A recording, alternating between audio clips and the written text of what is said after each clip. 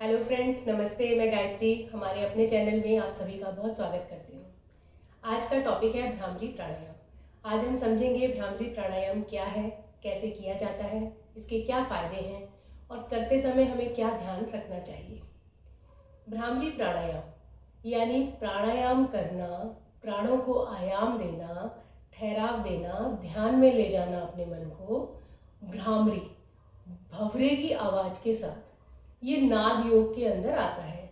यानी ऐसा योग जिसमें हम ध्वनि के साथ अपने मन को एकाग्र करने की कोशिश करते हैं, वह क्रियाएं सारी नाद योग के अंदर आती हैं, जिसमें से एक भ्रामरी प्राणायाम है।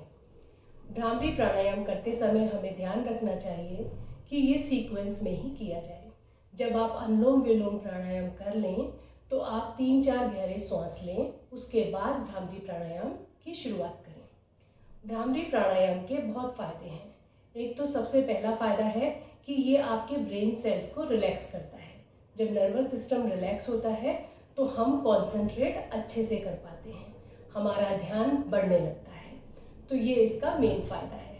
अब इस फ़ायदे के साथ साथ अगर किसी को एंजाइटी की प्रॉब्लम है, डिप्रेशन है, गुस्सा आता है, रात को नींद नहीं आती है, बेचैनी रहती है, तो उनके लिए ये प्राणायाम बहुत ज़्यादा सजेस्ट किया जाता है कि ये इस तरीके के रोगों से आपको निजात दिलाता है। बच्चे जिनका मन पढ़ने में नहीं लगता, अगर वो भी भ्रामरी प्राणायाम करेंगे तो उनकी एकाग्रता बढ़ेगी। नॉर्मली सभी लोगों को भ्रामरी प्राणायाम करना चाहिए। अगर किसी को हाई बीपी रहता है तो बीपी में भी सुधार होता है इस प्राणायाम के ज़रिए। यानी इसके बहुत फ़ायदे हैं। लेकिन हमें क्या ध्यान रखना चाहिए? अगर किसी को कानों से रिलेटेड कोई समस्या है, कईयों का कान बहता है या कहीं कोई अलग डिजीज़ चल रही है कानों की, तो बिना डॉक्टर की एडवाइस के इस प्राणायाम को अटेम्प्ट ना करें या फिर इसे अवॉइड करें। अदरवाइज इस प्राणायाम को किया जा सकता है। करते समय हमें ध्यान रखना चाहिए कि प्राणायाम हम कोशिश करें कि एकांत स्थान पे हो। यानी अगर आप सुबह के समय करेंगे तो बेस्ट टाइम है, या आप मिडनाइट में भी इसे करेंगे तो भी ये अपना एकाग्रता बढ़ाने में आपकी बहुत मदद करेगा। अगर नींद ना आने की समस्या है तो उसे दूर करेगा। हमारा मेन पर्पस होता है इसे करते समय कि जो हम बी का साउंड निकाल रहे हैं, अपने मन को उस पर केंद्रित करना। तो वो आप तभी केंद्रित कर पाएंगे जब आप एकांत में उसे सुनेंगे। एक और चीज़ ध्यान रखनी है कि सुबह हम इसलिए इसे एडवाइस करते हैं क्योंकि ये खाली पेट किया जाता है। कोई भी प्राणायाम खाली पेट ही किया जाता है। अगर आप रात्रि में भी कर रहे हैं इसको अटेम्प्ट, तो ये ध्यान रखें कि 3-4 घंटे पहले आपने भोजन किया हो, क्योंकि भोजन और इसके बीच में इतना गैप होना ज़रूरी होता है। इसके अलावा ऐसे करते कैसे हैं हम वो समझते हैं। इसको करने के लिए बहुत सिंपल है। आप अपने इंडेक्स फिंगर को कानों के कार्टिलेज के पास रख के कार्टिलेज को दबा सकते हैं हल्का सा। कानों के अंदर नहीं डालना है, बाहर ये जो ऊपरी परत होती है उसे हल्का सा दबाते हुए कानों को बंद करके भंवरे की आवाज़ निकाल सकते हैं। अपने थंब से भी इसी कार्टिलेज को ऊपर थंब को रख के हल्का सा आप पुश कर सकते हैं। तीसरा तरीका होता है जो बहुत बेस्ट बताया गया है, शंख मुद्रा में इसको अटेम्प्ट करना। यानी आपने दोनों इंडेक्स फिंगर को आज्ञा चक्र पे रखा, उससे नीचे जो हमारी मिडिल फिंगर है और रिंग फिंगर है, ये जो आंखों के नीचे वाला भाग है इस पे रखा और दूसरे को उसके सपोर्ट में रखा। यानी हमने रिंग फिंगर को सपोर्ट में रखा और आंखें के नीचे वाले भाग पे हमने मिडिल फिंगर को रखा। उसके बाद छोटी उंगली को नाक के पास रखा, जहाँ से हमारा नेज़ल कंप्लीट होता है, इसका कोने का भाग वहाँ रखा। तो इस तरीके से हमने एक शंख की मुद्रा बनाई और अंगूठे से कान के कार्टिलेज को हल्का सा पुश किया। ये सभी पॉइंट्स प्रेशर पॉइंट्स हैं, क्योंकि जब इसके साथ आप करते हैं तो ध्यान केंद्रित होना, थोड़ा गति उसकी तीव्र हो जाती है, क्योंकि ये भी आपके ध्यान को बढ़ाने में ये प्रेशर पॉइंट आपकी मदद करते हैं। तो इस तरीके से भी आप कर सकते हैं। तो सबसे पहले आप रिलैक्स हो जाइए, बहुत शांत मन के साथ अपने सुखासन, वज्रासन या जैसा भी आपको लगे। यानी अगर आप वज्रासन में बैठ सकते हैं तो बहुत उत्तम है। अगर आप सुखासन में भी बैठ के करना चाहें, पद्मासन लगाना चाहें, तो जैसे भी आपको कंफर्टेबल हो, ध्यान रखना है कि आपकी बैक सीधी होनी चाहिए। बैक सीधी करके आप बैठ जाइए। उसके बाद वही आपने शंख की मुद्रा बनाई, उसमें शुरू कीजिए। उससे पहले 3-4 आपने श्वास लेके अपने आप को रिलैक्स कर रखा है। अब जब आप श्वास लेंगे तो छोड़ते समय आप बी का साउंड करेंगे। जॉ आपका बिल्कुल रिलैक्स होना चाहिए, लिप्स आपस में मिले हुए होंगे और दांत आपस में थोड़ी सी दूरी पर होंगे, जिससे वो साउंड हमारे माइंड को तेजी से इम्पैक्ट करता है। एक बार मैं आपको करके दिखाती हूँ।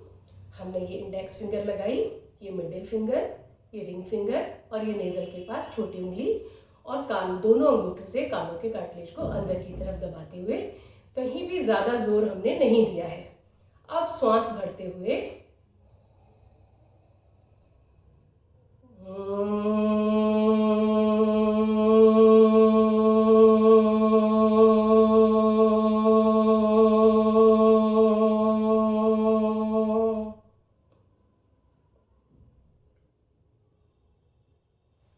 इस तरीके से आप ये भ्रामरी प्राणायाम कर सकते हैं। भ्रामरी प्राणायाम जब आप शुरुआत करें तो 3 से 5 बार इसको शुरुआत में किया जा सकता है। 2-3 महीने 3-4 बार करके आप इसकी संख्या बढ़ाइए। आप 10 to 15 टाइम्स तक इसे बढ़ाइए। उसके बाद समय के साथ साथ एकदम से नहीं, उसको भी 2-3 महीने प्रैक्टिस करने के बाद उसकी संख्या आप आधे घंटे तक भी भ्रामरी प्राणायाम कर सकते हैं। धीरे धीरे आपको रियलाइज़ होगा कि जब आप भ्रामरी प्राणायाम कंटिन्यूस बेसिस पे करेंगे तो हमारे आज्ञा चक्र पे एक फ्लेम हमें रिफ्लेक्ट होती है। ये नाद योग में एक्सप्लेन किया गया है कि जब आप ध्यान केंद्रित करते हैं तो आपको फ्लेम दिखाई देती है। वो फ्लेम, जब योगी एक ध्यान करता है तो उसका बहुत स्पिरिचुअल पर्पस होता है। वो फ्लेम आगे चल के जैसे जैसे ये अभ्यास बढ़ता जाता है, एकाग्रता बढ़ती जाती है, योगी को बाहर की कोई भी ध्वनि सुनाई नहीं देती, केवल बी का साउंड ही सुनाई देता है और वो बाहर की हर ध्वनि से अलग होकर अपने अंदर की ध्वनि सुनना शुरू करता है। यानी उसे हृदय की ध्वनि, जो धड़कन है वो भी सुनाई देती है अपनी, जो रक्त का प्रवाह हो रहा है शरीर में वो जाना भी उसको समझ आता है और जो श्वास की गति है वो उसकी ध्वनि भी सुन पाता है।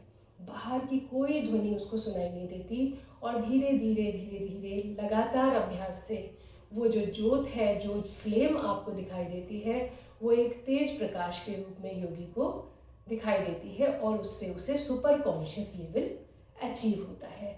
यानी समाधि अवस्था में योगी चला जाता है।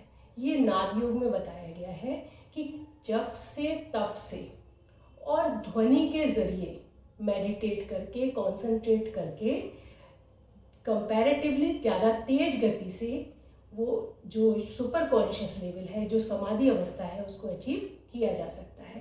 तो देखिए, इसको करने का मेन पर्पस बहुत स्पिरिचुअल है।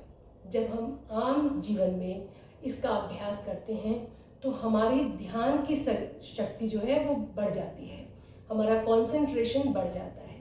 जब हमारा नर्वस सिस्टम रिलैक्स होता है तो डिप्रेशन, एंजाइटी, नींद नहीं आना, बेचैनी रहना, ये सारी चीज़ें धीरे धीरे दूर हो जाती हैं और असलियत में हम अपने मन, बुद्धि, शरीर में एक संतुलन अचीव करते हैं, जिसे कहते हैं फिजिकल, मेंटल और इमोशनल संतुलन, बैलेंस को अचीव करना। तो अगर इसका आप रेगुलर अभ्यास करेंगे तो हर तरीके से ये बहुत फ़ायदेमंद है, इसे कोई भी कर सकता है। आशा करती हूँ आपको ये समझ आया होगा और इसका फ़ायदा आप ले पाएंगे। अगर आपको पसंद आया है तो आप मेरे चैनल को लाइक कीजिए, सब्सक्राइब कीजिए और अपने फ्रेंड्स में भी शेयर कीजिए ताकि उनकी ये जानकारी उन तक भी पहुँचाई जा सके।